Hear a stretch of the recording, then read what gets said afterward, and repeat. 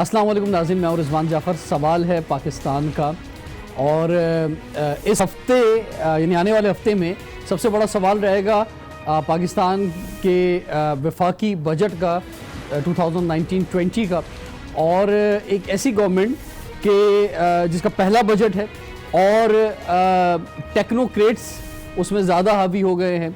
और जो बात कही जाती थी कि जनाब सदारती निज़ाम आना चाहिए या कोई कौमी हुकूमत आनी चाहिए या टेक्नोक्रेट की गवर्नमेंट आनी चाहिए, तो हम ये सवाल भी आज रखेंगे तो क्या ये तीनों बातें इसमें पूरी हो रही हैं।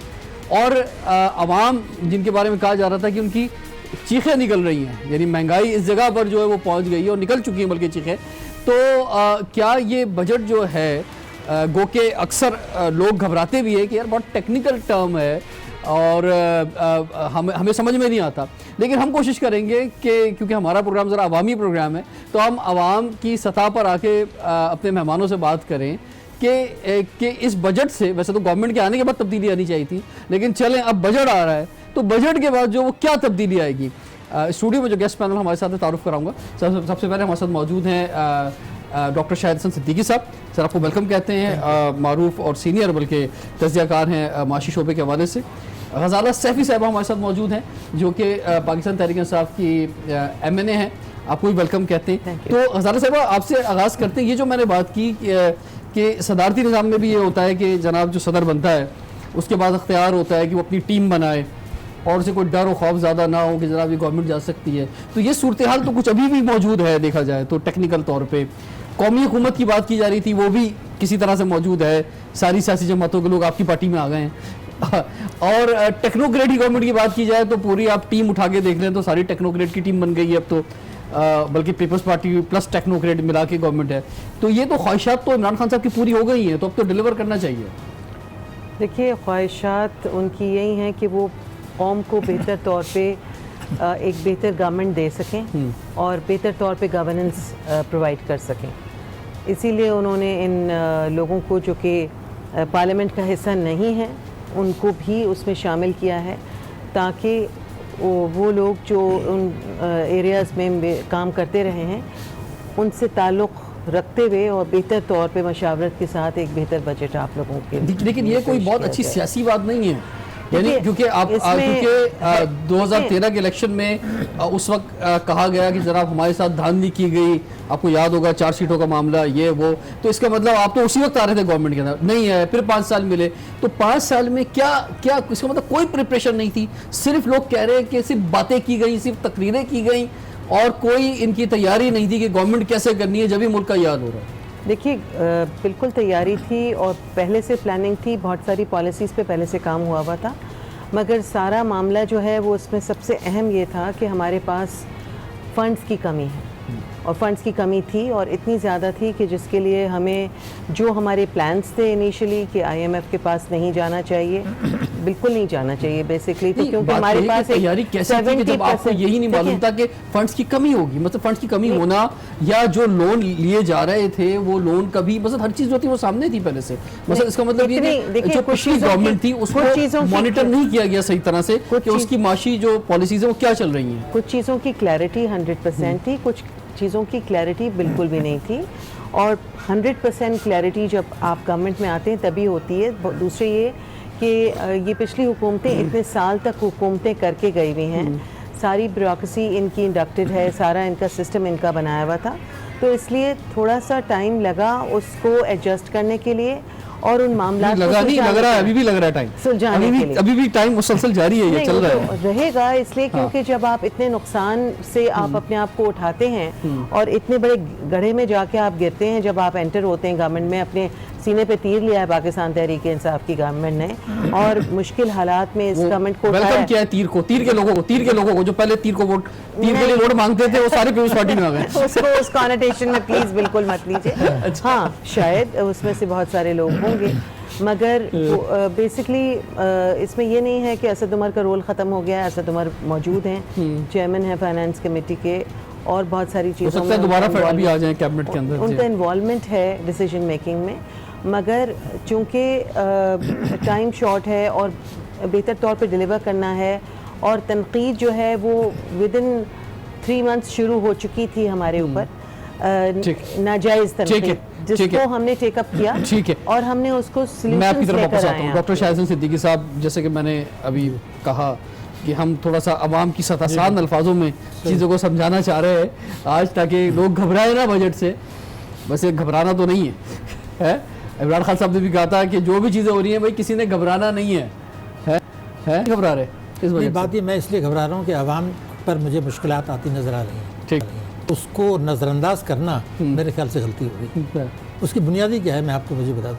मेरे अपने ख्याल से जो हुकूमत PTI उनको मईशत की सूरत हाल का सही अंदाज़ा था और उसकी रोशनी में जो उनका मंशूर था और जो इंतखाबी वायदे थे वो 100% इस बात की ज़मानत देते थे कि उस मुश्किल सूरत हाल से पाकिस्तान ले जाया जा सके। ठीक है। ये इसमें मुझे कतई कोई शुबा नहीं। मसलन जब वो ये कहते हैं कि 100 दिन के अंदर हम इंसाफ और मबनी अदल की पॉलिसी ले आएंगे, यानी हर शख्स की आमदनी जिसमें एक मुकर्रर हद से ज़्यादा उस पर टैक्स लगेगा, मईशत दस्तावेजी होगी, कोई टैक्स एमनेस्टी नहीं आएगी और लूटी हुई दौलत लाएंगे उसको आवाम पर रिलीफ देने पर सर्व करेंगे। ये वो चीज़ थी जो काबिल अमल भी थी।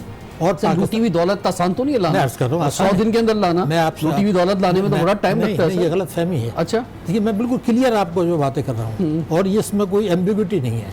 मसलन पहला ये था कि हम 100 दिन के अंदर अदल पर मबनी टैक्स पॉलिसी लाएंगे। अभी जो डिस्कशन हुआ ये कि जो उन्होंने कैबिनेट में लोग ले आए, जो असेंबली में लोग आ गए, वो इन चीज़ों से मुत्तफिक नहीं है। तो जो इनके ये वायदे थे वो जो लोग कर रहे थे वो सेकेंड रो में चले गए हैं। पहली रो में जो लोग बैठे हैं वही हैं जो पीपल्स पार्टी में थे, मुशर्रफ में थे या PMLN में थे। नंबर एक। अब भी मैं कह रहा हूँ कि उन्होंने तकरीबन 100% इनहराफ किया है इन वायदों से।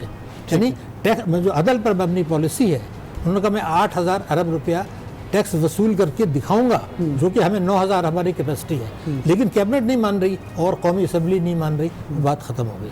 अब सवाल जो अब सर क्या मतलब कौन क्यों नहीं मान रही सर, ये कैसी बात कर रहे हैं सर? नहीं, ये मकसद बात ये है कि असल जो बात है वो तो माना कि कैबिनेट की है, लेकिन उससे ज़्यादा इंपॉर्टेंट बात तो आपकी माशी टीम की होती है जो मुल्क को चला रही है। जी नहीं, अगर पार्लियामेंट अप्रूव नहीं कर रही, मसलन एग्रीकल्चर टैक्स है, एक ज़माने में हफीज शेख कहता था एग्रीकल्चर टैक्स लगाओ, सूबन का बकवास नहीं करें। ठीक है। हमारा मसला जो है वो मैं आपको बताने की कोशिश कर रहा हूँ कि लूटी हुई दौलत के 2 हिस्से हैं। ठीक है। एक हिस्सा वो है जो कि लूटी हुई दौलत पाकिस्तान में है। नहीं, मगर मैं आपको क्योंकि आपने सवाल किया जी।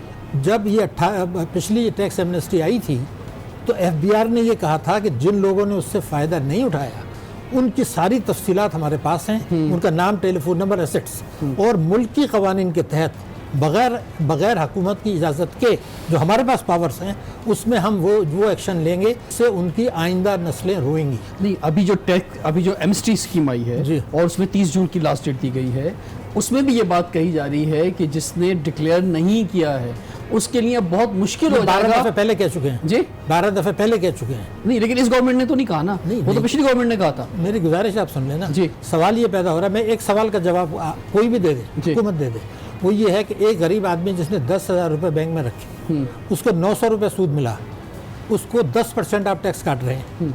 ठीक है ना, 10,000 रुपये पर 900 रुपये टैक्स पर 10% टैक्स। एक आदमी जिसकी 15 करोड़ की बिल्डिंग खड़ी नजर आ रही है और चोरी के पैसे की है, उसने एमनेस्टी से फायदा नहीं उठाया, आप उससे कह रहे हैं कि 1.5% दे दो। अरे भाई 10% तो मिनिमम टैक्स रेट है ना।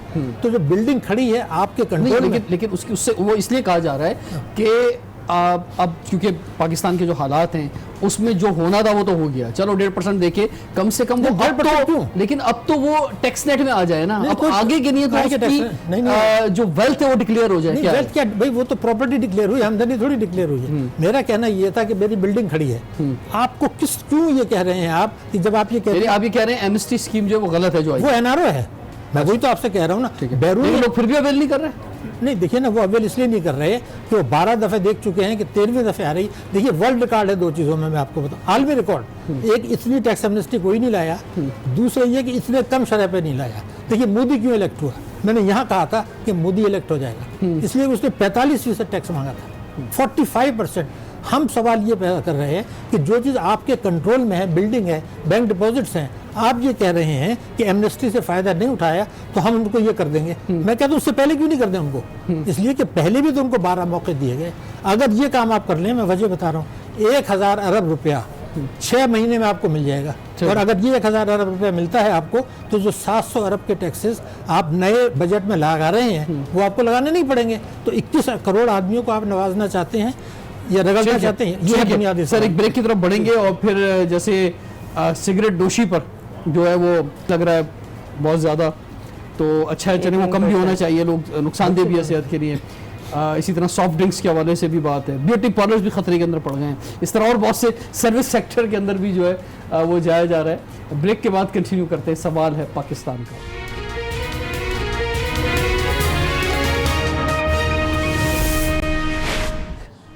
Welcome back. सवाल है पाकिस्तान का। आज बात तो बजट पर हो रही है और यही सबसे इम्पोर्टेंट है।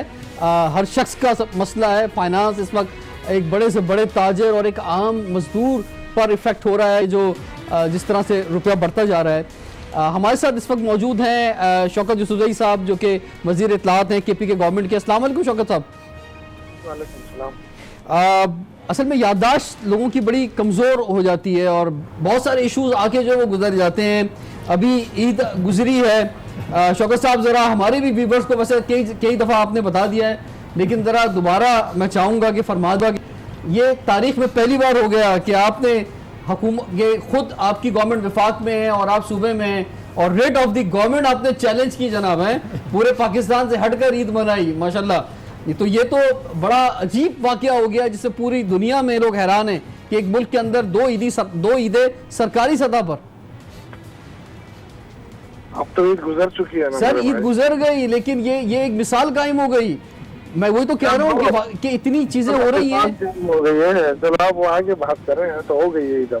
अच्छा, यानी आप ये कह रहे हैं कि वो जो गुजर रही थी वो बात गुजर गई, अब छोड़ दो, उस पर कोई बात ना करें। अब आगे की बात करें ना, आप चाहते हैं कि कौम एक हो जाए, एक ही ईद करे, एक ही सिस्टम बनना चाहिए। सर, आपने सूबे को एक किया, कौम अगर आप चाहते थे कौम एक हो जाए तो पूरे पाकिस्तान के साथ ईद मनानी चाहिए ना। हो गई है ना, वो तो हो गई है। अब आगे बात करें ना ताकि अब आगे चले, ताकि बस सर आगे का ये है कि खुदा के वास्ते हम भी ये रिक्वेस्ट करेंगे कि आइंदा इस पर जरा रियासत के साथ और गवर्नमेंट के साथ चलिएगा आगे, जरा आगे ये होगा बस। बिल्कुल ठीक है इंशाल्लाह। ठीक है, तो अब आगे का ये है कि आप ये चाह रहे हैं कि KPK में जो है वो थोड़े से आगे फाटा के इलाकों में जो इंतखाबात हैं वो आगे बढ़ा दिए जाएं, 20 दिन आगे आप चाह रहे हैं कि बढ़ जाए।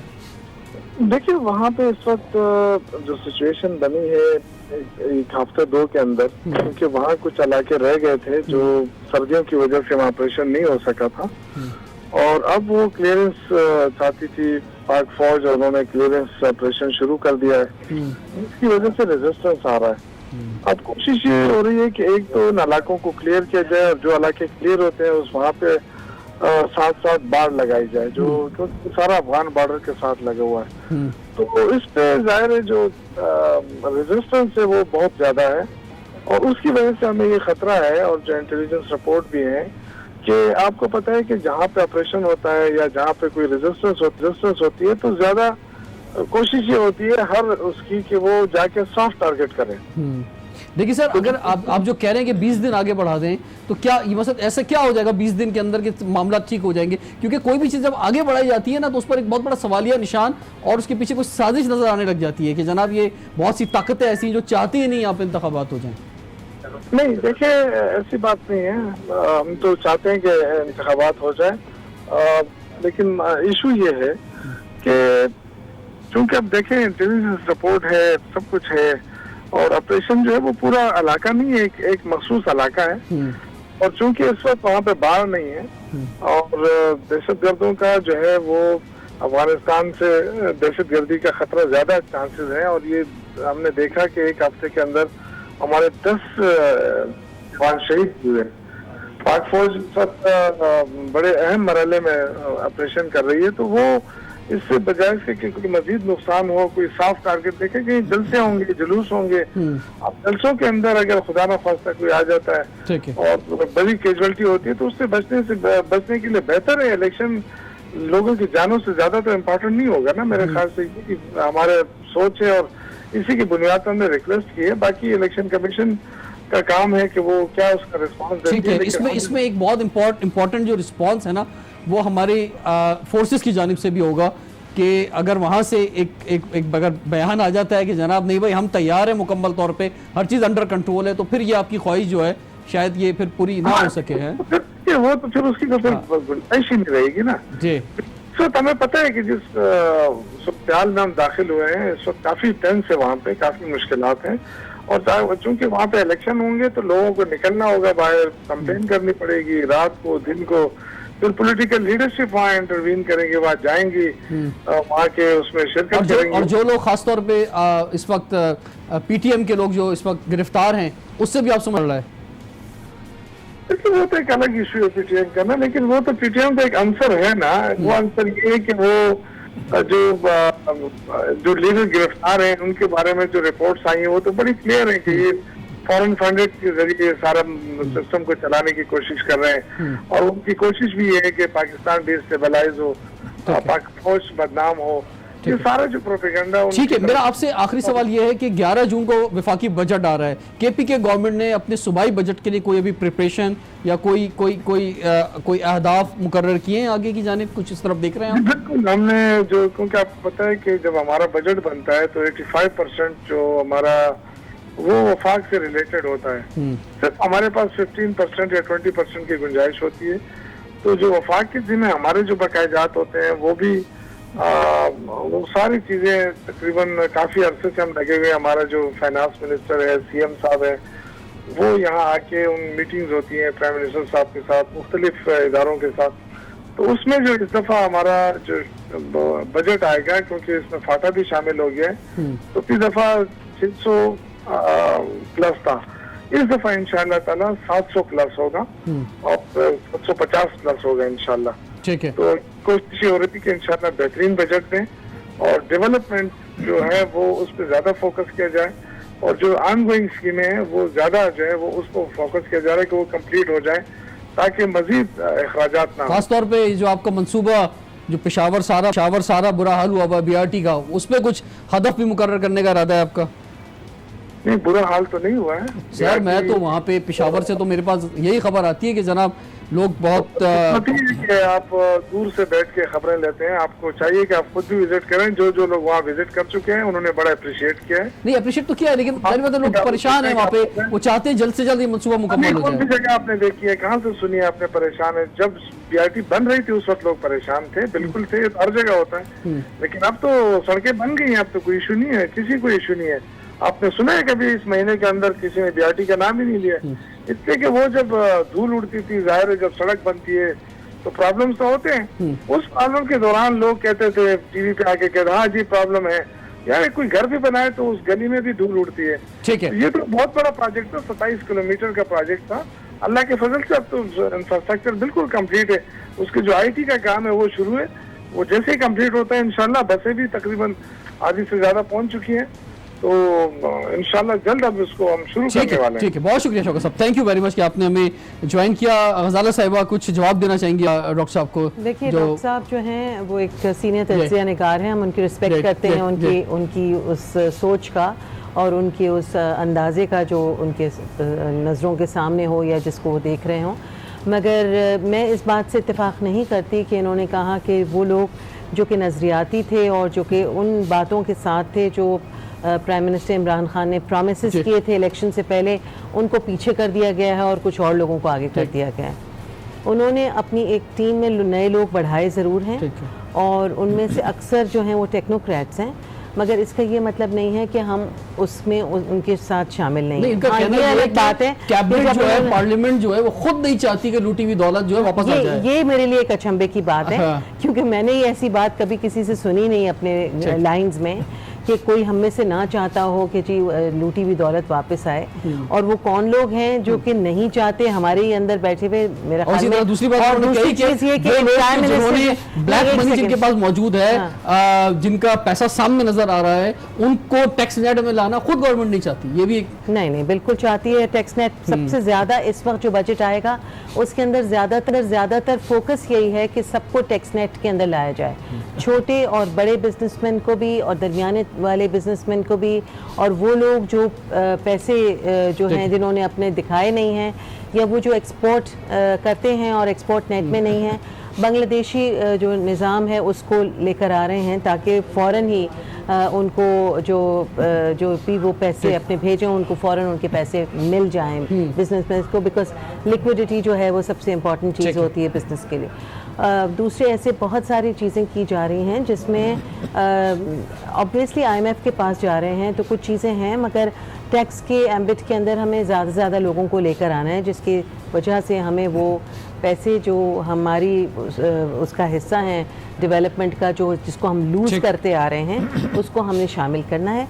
हाँ, इन्होंने जो कहा कि 1.5% कर रहे हैं, 40-45% करना चाहिए था, या एटलीस्ट 10 to 15% तो करना चाहिए था शुरू करने के लिए। मैं भी समझती हूँ कि थोड़ा बहुत ज़्यादा, बट चूंकि किसी को लाना है टैक्स के उसके अंदर तो थोड़ा बहुत से ही उसको शामिल तो किया जाए ना। ठीक है। तो वो क्या क्या चीज़ें जो हैं आ रही हैं, क्या टैक्स नेट में बड़ी तादाद में चीज़ें आने से इसका असर वंस अगेन जहां हुकूमत अपना खजाना बढ़ना चाहती है वहां वो उधर जाए ना जाए पैसा, लेकिन जो टैक्स अब देने की पोजीशन में आ जाएगा उसने भी अपनी जेब से नहीं देना, उसने इन दैट आवाम से ही लेना है। तो क्या इससे और महंगाई बढ़ जाएगी? जहां पे अभी तक गवर्नमेंट नहीं पहुंची वहां पर भी पहुंचेगी, तो फिर आवाम की जो चीखें निकल रही हैं तो और चीखें निकलेंगी। तो इसको किस तरह से शाहिद हसन सिद्दीकी साहब देखते हैं? या आपसे हम इनसे ब्रेक के बाद हम वेलकम बैक। सवाल है पाकिस्तान का, बात हो रही है वफाकी बजट 2019-20 की। डॉक्टर शाहिद हसन सिद्दीकी साहब हमारे साथ स्टूडियो में मौजूद हैं, गजाला सैफी साहब स्टूडियो में मौजूद हैं, और मिफ्ता इस्माइल साहब हमारे साथ टेलीफोन लाइन पे हमें ज्वाइन किया है, साबिक वफाकी वज़ीर ख़जाना, लीडर पाकिस्तान मुस्लिम लीग नून। डॉक्टर मिफ्ता इस्माइल साहब, आपको आवाज़ आ रही है मेरी? जी डॉक्टर साहब, आपको वैसे तो आवाम की चीखें तो निकल गई हैं, गो के यहाँ पर PTI के जो रहनुमा हमसे बात कर रहे हैं वो बहुत ज़्यादा कोशिश कर रहे हैं कि उम्मीद दिला दें आवाम को कि इस बजट से एक बड़ी तब्दीली आएगी और चीज़ें जो बेहतर हो जाएंगी। आप कैसे देख रहे हैं आने वाले बजट को? जी शुक्रिया। तब तो PTI से कोई खुशखबरी नहीं मिली है मईशत के हवाले से। जब से आए हैं इन्होंने पहले सिर्फ उल्टी कर दी है, और अब रोज़ बरोज़ हम देखते हैं कि कीमतें बढ़ रही हैं। कभी गैस की कीमत बढ़ी है, कभी पेट्रोल की कीमत बढ़ी है, कभी डीजल की कीमत बढ़ी है, खाने पीने की अशिया की कीमतें हमने देखी हैं, ऐसा खुर्दनोश की। तो कोई उम्मीद न जिस किस्म से ये मुआहदा करके आए हैं IMF से, और जो टैक्सेस लागू करेंगे, मेरे ख्याल से दो चीज़ें होंगी। एक तो ये कि महंगाई का एक तूफान फिर से पड़ता होगा, लेकिन जो रोजगार के मौके हैं और जो मईशत का पहिया है वो भी आहिस्ते हो जाएगा, और मईशत का पहिया भी नहीं चलेगा। तो मेरे ख्याल से मुझे तो कोई इतनी खास उम्मीद नजर नहीं आ रही, लेकिन अगर मेरे PTI वाले भाई कह रहे हैं कि इंशाल्लाह बेहतरी आ जाएगी, तो मैं उम्मीद करता हूं कि इनकी बात जो है वो सही निकले और कोई बेहतरी आए, क्योंकि जरूरत हो गई है बहुत ही। जी, मुल्क के लिए बहुत ज्यादा जरूरी की बेहतरी है। ये जो टैक्स एमनेस्टी स्कीम की बात हो रही है, 30 जून लास्ट डेट दी गई है, आपके दौर में भी एमनेस्टी स्कीम आई, आप इसको किस तरह से देख रहे हैं? इसके बाद कहा जा रहा है कि जनाब अब जो टैक्स नेट में नहीं आया उसके बाद किसी को माफ नहीं किया जाएगा, उसके बाद 1 जुलाई से जो है वो इसका शिकंजा बड़ा जो है वो टाइट कर दिया जाएगा उन लोगों के ऊपर जो टैक्स नेट में नहीं आ रहे हैं खुद से। खान साहब की जो तकरीबन पूरी सियासत थी 10-20 साल की, उसमें हर एमनेस्टी स्कीम को इन्होंने उसकी मुखालफत करी है। पिछली एमनेस्टी खान साहब ने और असद उमर साहब ने बड़ी जोर शोर से मुखालफत करी, और ये भी कहा कि जिनको जो एमनेस्टी स्कीम से फायदा उठाएंगे हम उनके खिलाफ केस करेंगे, जिसके मतलब ये था कि वो हमारी स्कीम जो थी वो नाकाम करवाना चाहते थे। हम इस किस्म की हरकत नहीं कर रहे। अगर हम समझते हैं कि किसी ने फायदा नहीं उठा इस स्कीम का तो उसको उठा लेना चाहिए, लेकिन कितना क्रेडिबल है इस हुकूमत ने एक साल में क्या किया है अब तक, पीछे गई है जिसने अब तक फायदा नहीं उठाया था उसका, तो इससे तयन हो सकता है कि ये आइंदा कितना सीरियस होगी। लेकिन बहरहाल फिर भी मैं समझूंगा कि मेरी कोशिश है या मेरी दुआ है कि एमनेस्टी स्कीम कामयाब हो जाए। मुझे नहीं लगता कि इस माहौल में, जबकि मईशत के अंदर वैसे ही पथा बैठा हुआ है, मईशत में कोई चीज़ आगे नहीं बढ़ रही, कि इसमें बहुत ज़्यादा लोग मूड में एमनेस्टी से फ़ायदा उठाने के, और मुझे नहीं लगता कि बहुत ज़्यादा फ़ायदा होगा, लेकिन बाहर। ठीक है। अच्छा, आखिरी सवाल डॉक्टर साहब मेरा आपसे ये है कि आप कौन से एरियाज समझते हैं कि जहाँ से एक बड़ा अमाउंट जो है वो एक साल के अंदर जो है वो रिकवर हो सकता है, चाहे वो तामीरात का हो, चाहे वो पाकिस्तान के अंदर मैन्युफैक्चरिंग में कौन कौन से एरियाज हैं कि जहाँ पे हुकूमत को फोकस करना चाहिए? मैन्युफैक्चरिंग के अंदर तो ऑलरेडी आप देख रहे हैं कि मैन्युफैक्चरिंग जो इकोनॉमिक सर्वे है उसके मुताबिक ये मंथली उस पर रही है, नेगेटिव ग्रोथ हुई है। लार्ज स्केल मैन्युफैक्चरिंग खास तौर पर नेगेटिव हुई है। आपने देखा कि मेजर क्रॉप नेगेटिव हो गए हैं। तो और लेकिन हुकूमत अभी कि मुझे नहीं पता कि कहाँ से लेके आएंगे, लेकिन शब्बर गजी साहब ये कह रहे हैं बारहा, और खान साहब ये कहते रहे थे कि जब वो आएंगे तो टैक्स डबल कर देंगे 8,000 अरब रुपए का, बल्कि उन लोगों को टैक्स नेट में लेके आएंगे जो अभी टैक्स नेट में नहीं है। तो मैं उम्मीद करता हूं कि मजीद जो है वो बोझ नहीं डालेंगे जो ऑलरेडी टैक्स पेयर्स हैं, जो ऑलरेडी अपना हिस्सा दे रहे हैं मुल्क को, और जो नहीं उन पे ना डाला जाए, लेकिन नए लोगों को शामिल किया। जैसे ज़राअत पर एक बड़े अरसे से डिबेट चल रही है, जनाब ज़राअत पे टैक्स लगाएं, लेकिन वो प्रैक्टिकल नहीं हो पाता, वो सूबे के पास चले आता है, सूबा उसको कर नहीं पाता। ज़राअत का तो देखें रिजवान, हमारे आइन में लिखा हुआ है कि ज़राअत के ऊपर वफाकी हुकूमत टैक्स नहीं लगाती जी। तो जो चीज़ हम नहीं कर सकते उसके बारे में क्यों हम बहस करें, अंदर क्या कॉन्स्टिट्यूशन अमेंड करें। तो हमको कॉन्सेंट्रेट करना चाहिए कि वो लोग इस मुल्क में 13, 14, 15 लोग अगर टैक्स दहंदगान फाइलर्स हैं तो और लोगों को फाइलर्स बनाएं। आप सूबों से भी ले सकते हैं, ज़राअत की इनकम के ऊपर लोगों ने कितनी सिखाई है उससे भी काफ़ी फायदा हो सकता है। तो आप बिल्कुल करना चाहें तो आप ऐसे लोगों को टैक्स नेट में ला सकते हैं, कारोबारी हज़ार वगैरह को, जो अभी नेट में नहीं है। लेकिन देखते हैं कितनी कामयाबी होती है। ठीक, थैंक यू वेरी मच, बहुत शुक्रिया डॉक्टर मिफ्ता इस्माइल साहब, आपने हमें ज्वाइन किया। शहजाद सिद्दीकी साहब, ये जो ख़ास तौर पे हम बात करते हैं कि सर्विसेज पे आप टैक्स लगाएंगे, जो हम खास तौर पे बात करते हैं जबकि आप सर्विसेज पे बड़े तादाद में टैक्स लगाने जा रहे हैं, वो इन द एंड जो है वो एक आम आदमी पर ही वो कहते हैं ना, फिर भी हमारे हाथ में नहीं। तो ये तो महंगाई तो फिर बहुत बढ़ती चली जाएगी। देखिए इसमें कोई शुबा नहीं, लेकिन पहले मैं एक चीज़ क्लैरिफाई कर दूँ, दोबारा बता दूं कि इमरान खान साहब और तमाम हुकूमतें 30 साल से ये बात हो रही थी कि लूटी हुई दौलत बाहर से हम वापस लाएंगे, ठीक है, और मैंने ये कहा कि नहीं लाना चाहते। अब उसका सबूत पेश कर दूँ, शायद पता नहीं है लोगों, ये जो टैक्स एमनेस्टी आई है जी, उसमें ये लिखा हुआ कि लूटी हुई दौलत जो पाकिस्तान से बाहर गई थी, अगर आप वहीं रखना चाहते हैं तो रख लें, ये लोगों को पता नहीं है। मुझे ये बताया जाए कि 30 साल से एक ही नारा था, लूटी हुई दौलत आएगी। आपने कानून बना दिया कि उस दौलत को वहीं रखना चाहे रख लें, यहाँ 6% टैक्स दे दें, मैं अपनी आमदनी से 25% टैक्स दूँ, और जो आदमी चोरी का पैसा बाहर ले गया है वो 6% भी दे और बाहर रख ले। तो ये आपने क्यों इजाज़त दी? आपको डॉलर चाहिए थे या आपको वो? उसकी वजह यह है कि जिन लोगों के जो हुकूमत में हैं, जो पार्लियामेंट में हैं, जो दूसरी पार्टी में, उन सब का मुश्तरका शौक़ है कि ये बाहर पैसा रहे और हमें एमनेस्टी मिल जाए। तो ये क्यों रखा है, इसका कोई जवाज़ नहीं है। हमें डॉलर चाहिए, वो आना चाहिए, नंबर 1। दूसरी बात ये थी, मैं दोबारा बता दूं कि एक आदमी जिसकी तनख्वाह 10-15 हज़ार रुपये महीना है, वो बेचारा मोबाइल में कार्ड डालता है, उस पर टैक्स कट जाता है, ठीक है। और जो आदमी 1.5 करोड़ की 15 करोड़ की प्रॉपर्टी चोरी की रखता है, उससे आप 1.5% क्या जवाब है? ठीक है। आपको क्या रियासत इतनी बेबस है? ठीक है, इस पर फरमाए ना कि अब जो ये बजट आ रहा है इसमें कौन कौन से एरियाज हैं जहाँ पे लोगों को आपको नजर आ रहा है कि वो तकलीफ में आने वाले हैं, या आवाम की कौन सी ऐसी बड़ी तादाद है जिनको राहत मिलने वाली है?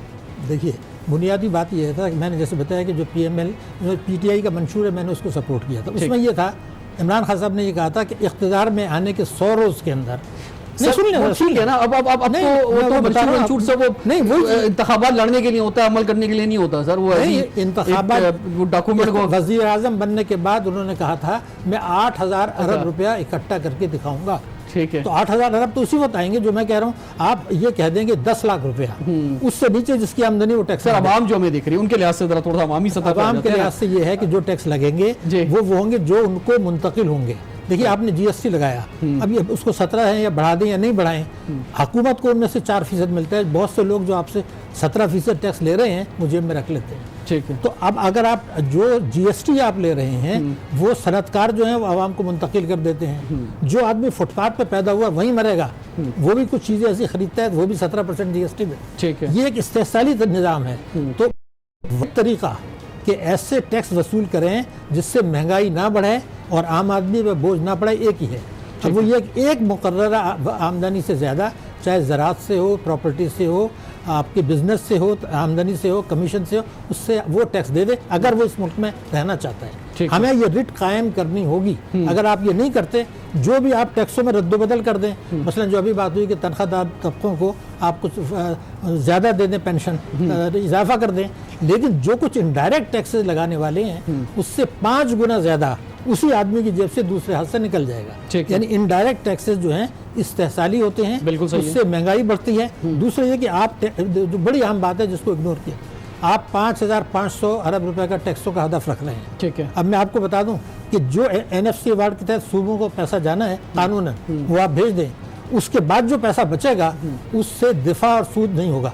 ठीक तो है। अगर दिफा और सूद भी आप अपनी आमदनी से नहीं कर रहे तो जो इसका मतलब भी आप कर्जे लेंगे, नोट छापेंगे तो महंगाई बढ़ेगी। तो आइए 5,500 अरब के हदफ से, जिसको लोग कह रहे हैं हासिल नहीं होगा, मैं ही कहता हूं अगर ये हासिल भी हो गया आपका मसला हल नहीं होगा। ठीक है। तो पहले हम ये देख लें कि अगले साल का हदफ जो है आप 4% मिसाल के तौर पर रखना चाह रहे हैं। अब मैं ये अर्ज कर दूं कि इस हुकूमत को 5.4% विरसे में मिला था और 8% से कम अगर हो तो महंगाई और गुर्बत बढ़ती है। ठीक है। तो अगर मैं ये कहूँ कि पहले 3 साल यानी 60% ऑफ द पीरियड अगर इसमें ये हदफ से उससे पीछे रहते हैं जो इनको विरसे में मिला था तो हुआ क्या।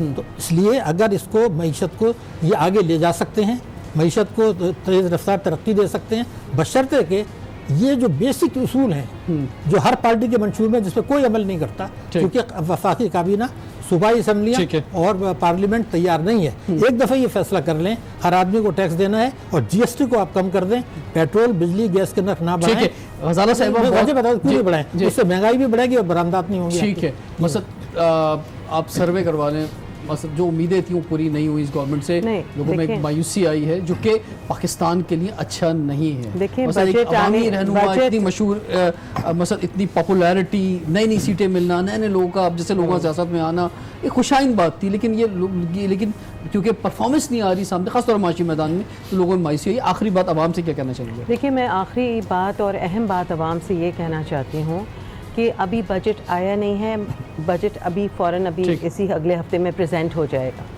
और उसमें कोशिश ये की गई है कि जो गरीब लोग हैं उनके लिए बेहतर तौर पे उनको मौक़े फराहम किए जाएँ। पॉवर्टी एलिवेशन के जो प्रोग्राम है, एहसास प्रोग्राम, और उनके लिए ख़ास बजट्स रखे गए बिल्कुल हैं, सेहत कार्ड के लिए रखे गए हैं, उनको आसानियाँ दी गई हैं, एनवायरनमेंट के शोबे के अंदर जो क्लाइमेट चेंज के हवाले से काफ़ी बहुत सारे शोबों के अंदर बहुत बेहतर काम रखे जा रहे हैं। कोशिश की गई है कि इनडायरेक्ट टैक्सेस कुछ हद तक थोड़े अरसे के लिए शायद रहें, मगर बतदरीज इनको आसानी देने का ही प्लान है, जिस पे सिर्फ PTI के लोगों को, कैबिनेट को और इसको मूरद इल्ज़ाम ठहराना बिल्कुल गलत है, क्योंकि हम सब जो वहाँ बैठे हैं और जो लोग उसमें हिस्सेदार हैं फैसले करने में, वो सिंसेरिटी ऑफ एफर्ट्स के साथ। बहुत बहुत शुक्रिया। वेरी क्विक डॉक्टर साहब, आखिरी बात, आप लास्ट कोई गवर्नमेंट को मशवरा देना चाहेंगे? Very quick. मेरा कहना ये था कि ये मुल्क बहुत जो है मालदार मुल्क है, गरीब मुल्क नहीं है। हमारी कैपेसिटी है 8 से 10% करना। आज ये हमें कौम को और हुकूमत को ये करना चाहिए, हमें 8% ग्रोथ लेनी है, ऐसी ग्रोथ जिसमें आवाम को हिस्सा मिले। ये फैसला कर लें, उसके मुताबिक पॉलिसी बनाएं, सब ठीक हो जाएगा। ठीक है, बहुत बहुत शुक्रिया कि आप स्टूडियो में तशरीफ लाए। ख़ास एक बहुत बड़ा मसला है जो महंगाई जिसकी वजह से बहुत ज़्यादा बढ़ रही है, वो है इनडायरेक्ट टैक्स का। एक गरीब आदमी, अमीर आदमी, सब हर प्रोडक्ट के ऊपर, पेट्रोल से लेके आम मार्केट के प्रोडक्ट के ऊपर जो है बराबर टैक्स दे रहे हैं, उसको देखने की बहुत ज़रूरत है। और डायरेक्ट टैक्स की तरफ आप बढ़ें। और MST स्कीम जो है उसकी भी लास्ट डेट 30 जून मौजूद है, उसमें भी बड़ी तादाद में लोगों को शामिल होना चाहिए। अब उसको देखते हैं कि क्या रिज़ल्ट मिलते हैं। रिजवान जाफ़र को इजाज़त दीजिए। सवाल है पाकिस्तान का।